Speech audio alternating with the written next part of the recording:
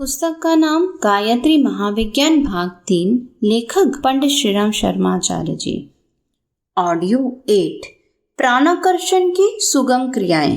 प्रातःकाल नित्य कर्म से निवृत्त होकर साधना के लिए किसी शांतिदायक स्थान पर आसन बिछाकर बैठिए।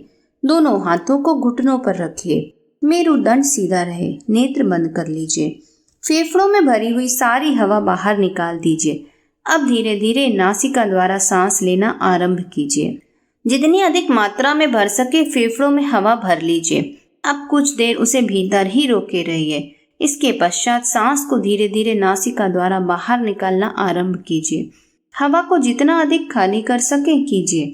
अब कुछ देर सांस को बाहर ही रोक दीजिए, अर्थात बिना सांस के रहिए। इसके बाद पूर्ववत वायु को खींचना आरंभ कीजिए। यह एक प्राणायाम हुआ। सांस निकालने को रेचक, खींचने को पूरक और रोके रहने को कुंभक कहते हैं। कुंभक के दो भेद हैं। सांस को भीतर भर के रोके रखना अंतः कुंभक और खाली करके बिना सांस रहना बाह्य कुंभक कहलाता है। रेचक और पूरक में समय बराबर लगना चाहिए, पर कुंभक में उसका आधा समय ही पर्याप्त है। पूरक करते समय भावना करनी चाहिए कि मैं जन शून्य लोक में अकेला बैठा हूँ।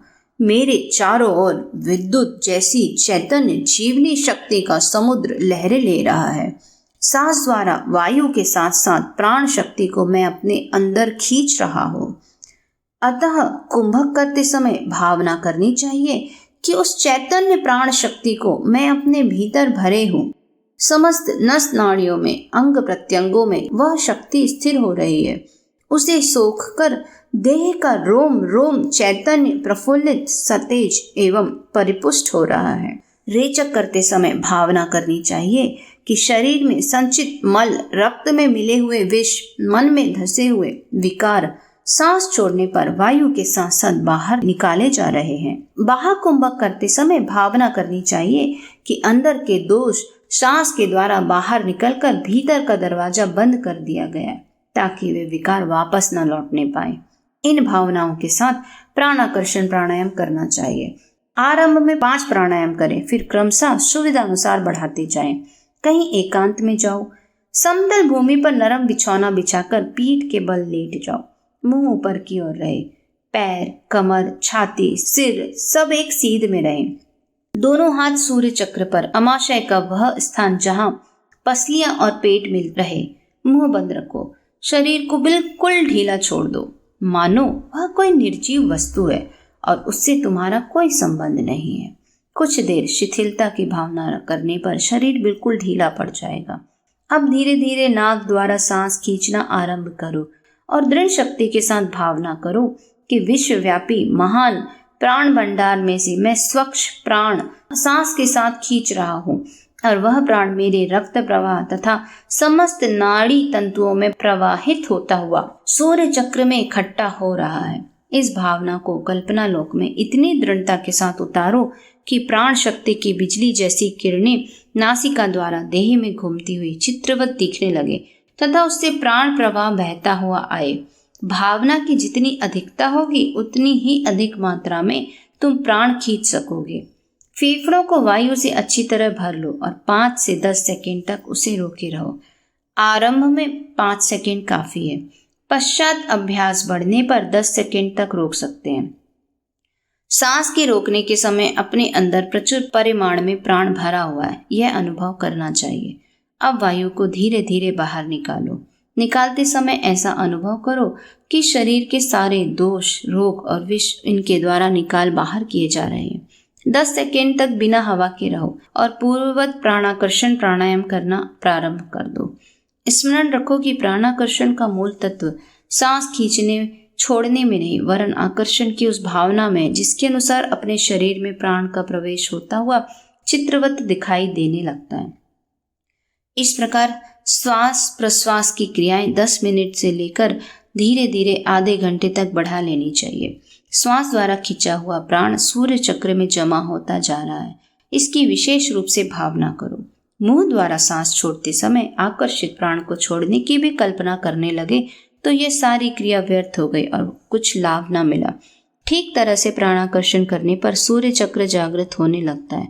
ऐसा प्रतीत होता है कि पसलियों के जोड़ और अमाशय के स्थान पर जो गड्ढा है वह सूर्य के समान एक छोटा सा प्रकाश बिंदु मानव नेत्रों से दिख रहा है। यह गोला आरंभ में छोटा, थोड़े प्रकाश का और धुंधला मालूम देता है, किंतु जैसे जैसे अभ्यास बढ़ने लगता है वैसे वैसे साफ, स्वच्छ, बड़ा और प्रकाशवान होता है। जिनका अभ्यास बढ़ा चढ़ा है उन्हें आंख बंद करते ही अपना सूर्य चक्र साक्षात सूर्य की तरह तेजपूर्ण दिखाई देने लगता है। वह प्रकाशित तत्व सचमुच प्राण शक्ति है। इसकी शक्ति से कठिन कार्यों में अद्भुत सफलता प्राप्त होगी। अभ्यास पूरा करके उठ बैठो। तुम्हें मालूम पड़ेगा कि रक्त का दौरा तेजी से हो रहा है और सारे शरीर में एक बिजली सी दौड़ रही है। अभ्यास के उपरांत कुछ देर शांति में स्थान में बैठना चाहिए। अभ्यास से उठकर एकदम किसी काम में जुट जाना, स्नान, भोजन, मैथुन करना निषिद्ध है। ऊपर सर्वसाधारण के उपयोग की श्वास प्रश्वास क्रियाओं का वर्णन हो चुका है। इसके उपयोग से गायत्री साधकों की आंतरिक दुर्बलता दूर होती है और प्राणवान होने के लक्षण प्रकट होने लगते हैं। प्राणमय कोश की भूमिका को पार करते हुए 10 प्राणों को संशोधित करना पड़ता है। मनुष्य शरीर में 10 जाति के प्राणों का निवास है। इनमें से 5 को महाप्राण और 5 को लघु प्राण कहते हैं। प्राण, अपान, समान, उदान, व्यान, यह 5 महाप्राण है और नाग, कुर्म, कुकुल, देवदत्त, धनंजय, यह 5 लघु प्राण है। शरीर में कुछ ऐसे भ्रमर हैं जिनमें जाने से प्राण तत्व की क्रिया एवं स्थिति उन भ्रमरों के अनुकूल ही हो जाती है। बिजली की धारा बल्ब के स्पर्श से प्रकाश करती है, पंखे के साथ मिलकर हवा करती है, मोटर में आकर ताकत पैदा करती है, रेडियो में उसका कार्य ध्वनि को पकड़ना होता है। प्राण तत्व एक प्रकार की विद्युत शक्ति के समान है। बहते हुए पानी में जैसे भ्रमरों के गड्ढे पड़ते हैं, वैसे ही सूक्ष्म शरीर में कुछ ऐसे भ्रमर हैं जिनके साथ प्राण का सम्मिश्रण होने से एक विशेष प्रक्रिया की जाती है। 5 महाप्राणों को ओजस और 5 लघु प्राणों को रेतस कहते हैं। दोनों प्राण एक दूसरे के सहायक एवं पूरक है। दोनों नेत्र, दोनों नथुने, दोनों कान, दोनों हाथ, दोनों पैर एक दूसरे के सहायक एवं साथी है। इसी प्रकार महाप्राण और लघु प्राण भी आपस में संबंध तथा सहायक है। इनको एक ही प्राण के 2 भाग कहा जा सकता है। एक होते हुए भी कुछ भेदों के कारण मस्तिष्क को अगला बड़ा मस्तिष्क और पिछला छोटा मस्तिष्क 2 भागों में बांटा गया है। वैसे ही प्राण तत्व भी 2 भागों में विभाजित हुआ है। प्राणवायु का निवास स्थान हृदय है।